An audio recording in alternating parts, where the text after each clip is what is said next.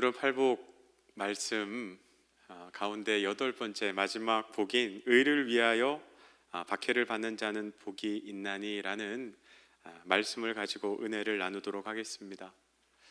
영화나 드라마를 볼 때 제일 중요한 게 결론이죠. 마지막에 어떻게 끝나는가, 그게 그 영화의 급을 결정하는 것 같아요. 근데 오늘 팔복 말씀이 오늘 우리가 살펴본 의를 위하여 박해를 받는 자는 복이 있다라는 말씀으로 끝나게 되는데, 물론 이 의를 위해서 박해를 받는 것, 그것을 기뻐하는 사람은 없을 겁니다. 그러나 왜 그것이 복인지, 그리고 그 복을 통해서 저희들이 어떤 은혜를 누리게 되는지 함께 살펴봤으면 좋겠습니다. 오늘 의를 위하여 박해를 받는 자는 복이 있다라고 이야기했는데, 이 말씀을 묵상하다가 제일 먼저 든 생각은 의를 위하여 받는 박해가 무엇일까라고 하는 질문이었습니다. 근데 오늘 8번째 복은 3절로 이루어져 있어요. 10절, 11절, 12절. 근데 10절에서 의를 위하여 박해를 받는 자는 복이 있다라고 이야기하고 11절에 보면 이렇게 부연 설명이 나옵니다. 나로 말미암아 너희를 욕하고 박해하고 거짓으로 너희를 거슬려 모든 악한 말을 할 때에는 너희에게 복이 있나니. 의를 위해서 받는 박해가 무엇이라고요? 예수로 말미암아 받는 박해라는 의미입니다. 예수님 때문에 만일 우리가 이 땅에서 박해를 받는다면 그것은 복이 있다라고 말씀하고 계시는 거예요. 예수님 때문에 박해를 받았던 기억이 있으십니까? 우리나라는 헌법에 종교의 자유가 보장되어 있기 때문에 이 땅에서 신앙생활을 한다고 해서 그렇게 큰 박해나 순교를 하는 것은 쉽지 않죠. 거의 일어나지 않는 일입니다.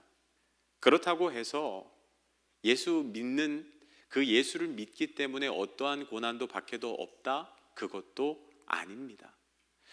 왜냐하면 예수를 믿는다는 것은 박해를 받고 핍박을 받는다는 것이 늘 따라오는 것을 의미하기 때문에 그래요. 여러분, 우리나라는 그렇지만 전 세계적으로 보면 예수를 전하다가 예수를 믿기 때문에 박해를 받는 수많은 사람들의 이야기들을 듣게 됩니다. 제가 전역에서 사역을 할 때 그 방글라데시아에서 온 외국인 노동자가 한 분 계셨어요. 근데 이분이 어떻게 만남이 돼서 같이 함께 신앙생활을 하고 이제 믿음이 생기게 되었는데, 어느 날 더 이상 교회를 못 오겠다는 거예요. 올 수 없다는 겁니다. 그래서 무슨 일인가 물어봤더니 자기가 교회에 다닌다는 사실, 예수를 믿는다는 사실이 주변의 친구들과 누군가를 통해서 고향에까지 전해지게 됐고, 그로 인해서 그 고향에 남겨져 있는 자기의 부모들과 가족들이 그 생명의 위협을 받고 있다는 거예요. 방글라데시아는 80%가 이슬람 교도들입니다. 근데 그 이슬람들이 개종이라고 이야기하죠. 이슬람을 버리고 기독교, 그러니까 예수를 믿는 것을 엄청나게 싫어합니다. 그래서 가족들이 살해를 당할 수 있다는 위협을 듣고 이제 더 이상 교회를 나올 수 없을 것 같다고 이야기하는데, 그래, 지금도 지구 어딘가에는 예수를 믿기 때문에 핍박당하고 순교당하는 이들이 있지라는 생각을 하게 됐습니다. 그 선교 단체 홈페이지에 가보니까 이런 이야기도 있더라고요. 아프리카의 우간다라고 하는 나라, 그 나라는 반대로 기독교 인구가 80%예요. 그런데 이슬람이 한 16% 정도밖에 안 되는데 이 이슬람이 엄청나게 과격합니다. 부모가 이슬람 신자인데 두 아들이 있었어요. 16살, 17살. 그런데 이 두 아들이 예수를 믿게 됩니다. 부모가 난리가 난 거죠. 살려두지 않겠다, 죽여버리겠다. 진짜로 마을 사람들, 그 이슬람 교도들과 아들을 죽이려고 하는데 그 소식을 미리 들은 두 아들이 그 성도의 집으로 도망을 갑니다. 근데 이 부모와 이슬람 신자들이 얼마나 화가 났는지 거기까지 쫓아와서 집을 불살라 버리게 돼요. 극적으로 탈출해서 목숨은 건졌지만 이 두 소녀는 그 고향에 다시는 돌아갈 수 없고 저기 먼 곳으로 도망가서 평생을 살아야 하는 그런 상황 가운데 있다는 그 선교 편지를 받습니다. 여러분, 중국이나 북한 그 상황을 봐도 예수를 믿는다는 것, 그 복음을 전한다는 것, 복음대로 말씀대로 산다는 것은 그렇게 쉬운 일이 아닙니다. 예수를 믿기 때문에 핍박을 당하고 박해를 당하고 심지어 순교당하는 일까지도 지금 계속해서 일어나고 있다는 거예요.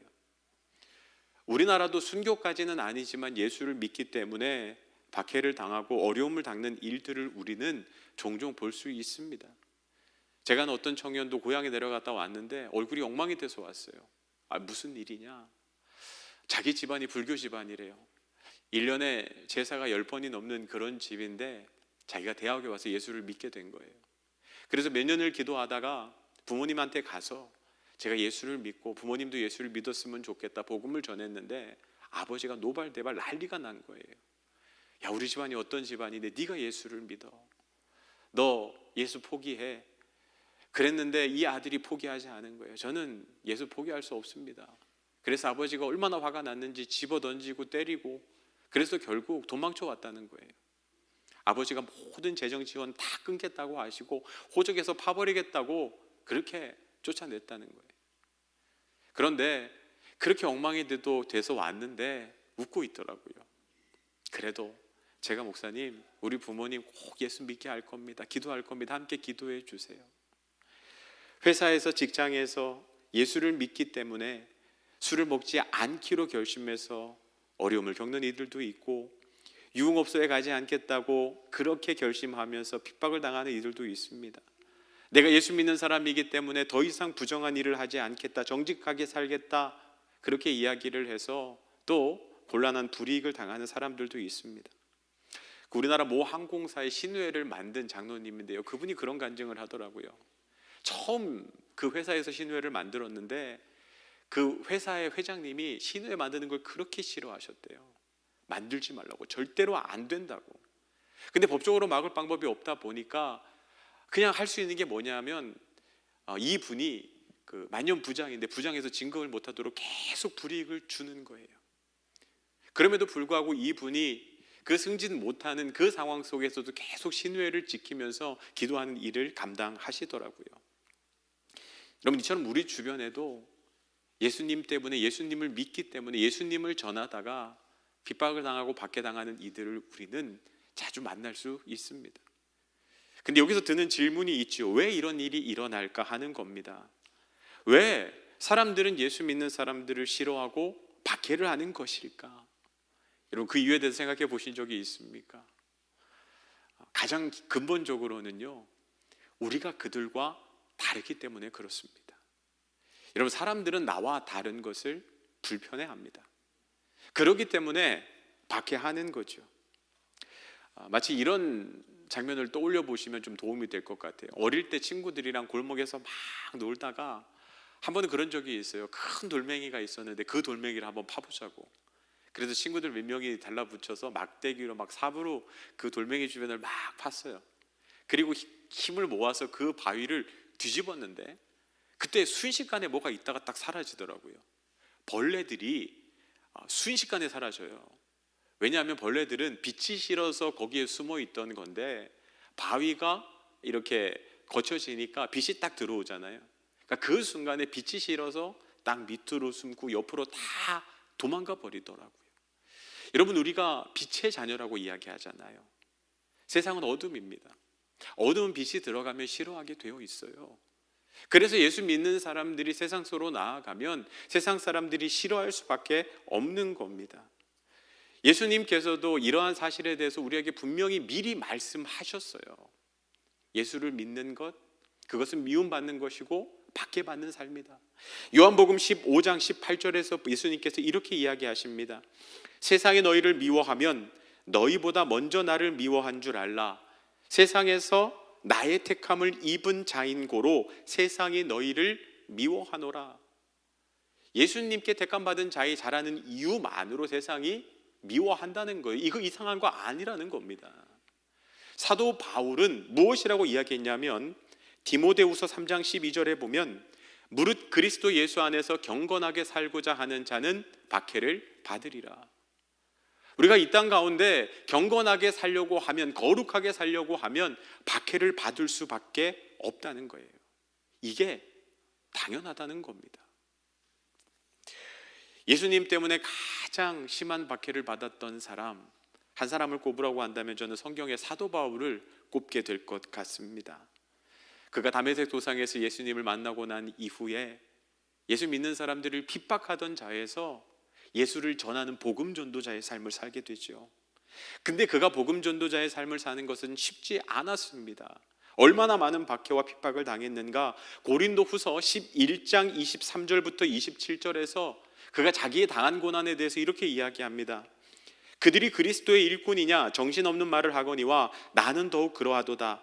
내가 수고를 넘치도록 하고 옥에 갇히기도 더 많이 하고 매도 수없이 맞고 여러 번 죽을 뻔하였으니 유대인들에게는 40에서 카나 감한 매를 5번 맞았으며 3번 태장으로 맞고 1번 돌로 맞고 3번 파선하고 일주야를 깊은 바다에서 지냈으며 여러 번 여행하면서 강의 위험과 강도의 위험과 동족의 위험과 이방인의 위험과 신의 위험과 광야의 위험과 바다의 위험과 거짓 형제 중의 위험을 당하고 또 수고하고 애쓰고 여러 번 자지 못하고 줄이며 목마르고 여러 번 굶고 춥고 헐벗었노라. 여러분, 바울이 당한 이런 고난이, 핍박이, 예수님 때문에 당한 핍박이, 고난이 이렇게 많다는 거예요. 여러분, 이 정도 되면 예수 믿는 거 지긋지긋하다, 이제 더 예수 전하는 짓은 안 하겠다 이럴 것 같은데요, 고린도후서 바로 다음 장인 고린도후서 12장 10절에 가면 바울이 뭐라고 고백하는지 아십니까? 그러므로 내가 그리스도를 위하여 약한 것들과 능력과 궁핍과 박해의 곤고를 기뻐하노니, 예수님 때문에 당한 고난을 내가 기뻐한다는 거예요. 아니, 이렇게 힘든 시간, 이렇게 힘든 고난, 이렇게 어려운 박해들을 당했는데 바울은 오히려 내가 이것 때문에 기쁘다고 이야기합니다. 어떻게 이럴 수 있을까요? 여러분, 바울이 무엇을 알고 있었는지 아십니까? 박해도 아무나 당하는 것이 아니라는 것을 바울은 알고 있었어요. 여러분, 예수를 믿더라도 세상 사람들과 똑같이 믿는 사람들, 구별이 되지 않아요. 타협하고 대충 슬슬 구별됨 없이 살아가는 사람들, 그런 사람들은 세상에서 박해하지 않습니다. 사람들이 술자리 가자 그러면 같이 가서 마시고, 사람들이 좀 부정한 짓 하자 그래도 그래 그러면서 그 자리에 동조해서 함께하는 사람들, 그리스도인이라고 해도 그런 사람들은 세상 사람들이 불편해하지 않아요. 박해하지 않습니다. 박해도 아무나 하는 게 아니라는 거예요. 누굴 박해합니까? 구별된 사람들요. 어디에 있든 무엇을 하든 정말 빛이 나는 사람들, 숨기려고 해도 빛이 나고 계속해서 사람들한테 영향력을 끼칠 수밖에 없는 사람들. 여러분, 박해도요, 가짜는 박해받지 않아요. 진짜가 박해받는 거예요. 바울은 박해를 받으면서 무슨 생각을 했을까요? 내가 진짜 그리스도인이기 때문에, 진짜 그리스도의 일꾼이기 때문에 내가 박해받는다고 생각했어요. 그렇기 때문에 이것이 내가 그리스도의 제자된, 일꾼된 증거이고, 때문에 내가 기뻐하고 즐거워할 수밖에 없다라고 선언하고 있는 겁니다. 오늘 마태복음 5장 11절부터 12절 말씀요, 나로 말미암아 너희를 욕하고 박해하고 거짓으로 너희를 거슬러 모든 악한 말을 할 때에는 너희에게 복이 있나니, 이게 복이라는 거예요. 왜? 우리가 진짜라는 증거이기 때문에. 그래서 12절에 보면 기뻐하고 즐거워하라 라고 우리에게 선언하고 계시는 것을 보게 됩니다. 여러분, 여기에서 우리는 한번 우리의 삶을 돌아봐야 하지 않을까요? 과연 내 삶에는 예수님 때문에 받은 고난이 있는가? 예수님을 전하다가 내가 누군가에게 박해를 당해본 적이 있는가? 아니, 예수님의 말씀대로 살다가 내 삶에 불편했던 적이 있는가? 그 말씀을 지키려고 애쓰다가 내 삶에 손해를 입은 적이 있는가? 바울은 내가 예수의 흔적을 가졌노라 라고 자랑합니다. 예수를 믿음으로, 예수를 전하다가 내 삶에 고난받은 흔적이 있다는 거예요. 그것을 바울은 기뻐해요. 근데 여러분, 우리에게 과연 그 예수의 흔적이 있는가 하는 거죠. 만일 내 삶에 예수님 때문에 예수를 전하다가 예수를 믿다가 손해보고 고난당하고 핍박당하고 박해받은 그 어떤 흔적도 있지 않다면요, 우리의 삶이 가짜일 수 있다는 겁니다. 우리의 삶이 세상과 전혀 구별되지 않은 그럴듯한 그리스도인의 삶을 살아왔을 수 있다는 거예요. 가끔 농담으로 어떤 분들이 그런 얘기 하세요. 나는 그 예수님 죽으실 때 옆에 달렸던 그 강도, 마지막 순간에 구원받은 그 강도처럼 신앙생활하고 싶어 라고 이야기하는 분이 있어요. 왜냐하면 평생 내가 하고 싶은 대로 하다가 마지막 순간에 예수 딱 믿어서 천국까지 가는 아주 나이스한 그런 인생, 저는 그런 인생을 살고 싶습니다 라고 이야기하는 분이 계세요. 물론 예수 믿으면 불편한 거 있죠. 해야 될 것도 있고 하지 말아야 될 것도 있어요. 근데 여러분, 마지막 날에 주님 앞에 서게 됐을 때요, 그 인생은 주님 앞에 자랑할 것이 아무것도 없는 인생이에요. 비록 구원은 받았지만 부끄러운 구원이라는 거예요. 오늘 저희들이 설교 인트로 영상에서 주기철 목사님에 대해서 저희들이 함께 보았습니다. 신사참배, 그것은 우상숭배다. 나는 하나님 외에 다른 신을 섬길 수 없다. 예수님 때문에 스스로 고난받는 삶을 택합니다. 그의 마지막 설교요, 뭐라고 이야기합니까? 내가 내게 오는 이 고난을 피하였다가 나중에 주님 앞에 설 때 내가 어찌 주님의 낯을 볼 수 있겠습니까? 무슨 면목으로 주님 앞에 설 수 있겠습니까? 그 부끄러운 모습으로 내가 어떻게 하나님 앞에 설 수 있겠습니까? 그래서 끝까지 믿음의 자리를 지키다가 결국 순교당하지 않습니까? 여러분, 그러나 우리 주기철 목사님 하나님 앞에 섰을 때 얼마나 감사함으로 기쁨으로, 주님, 제가 주님 위해서 이런 삶을 살았습니다, 이런 박해 당했습니다, 이런 고난 당했습니다, 주님 앞에 자랑스럽게 주님 저 잘했지요 라고 그렇게 자랑할 수 있지 않을까요? 여러분, 오늘 의를 위하여 예수님 때문에 박해를 받는 자는 복이 있나니, 그 사람이 받는 복이 뭐라고 이야기하십니까? 천국이 저희 것이다 라고 말씀하세요. 근데 저는 이 말씀을요 이렇게 바꾸고 싶더라고요. 예수님 때문에 박해를 받는 자는 복이 있나니 천국에서 너희 상급이 큼이라. 그냥 단순히 천국이 그에게 주어지는 것이 아니라 그의 상급, 천국에서의 상급이 클 수밖에 없어요. 이건 제 생각이 아니라 요한계시록 20장 4절에 보면요 이렇게 말씀하세요. 또 내가 보좌들을 보니 거기에 앉은 자들이 있어 심판하는 권세를 받았더라. 마지막 심판의 날에 그 심판을 받을 사람들이 쫙 있는데 저기 예수님의 보좌가 있다는 거예요.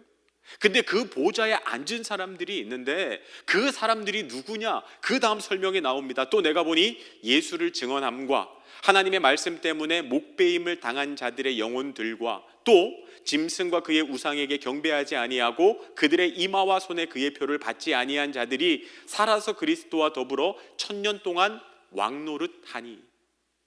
그 예수님의 보좌에 앉아있는 사람들이 누구라는 거예요?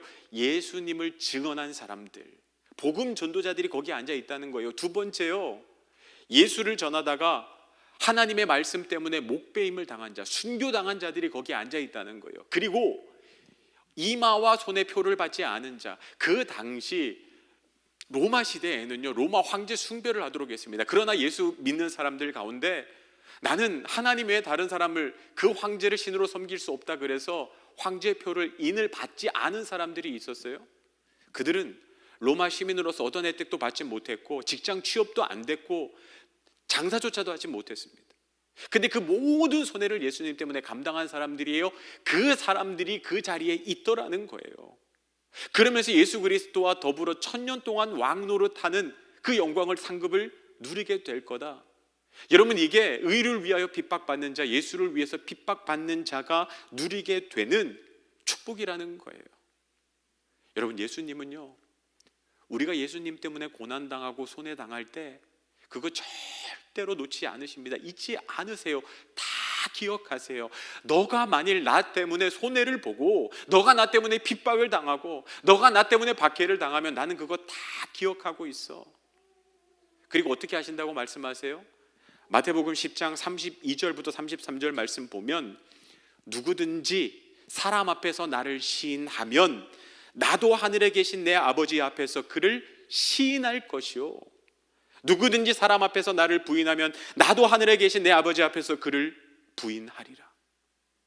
여러분, 우리가 예수님을 위해서 고난을 받고 손해를 당하잖아요. 말씀 지키다가 우리 삶에 손해가 있고 고난이 있잖아요.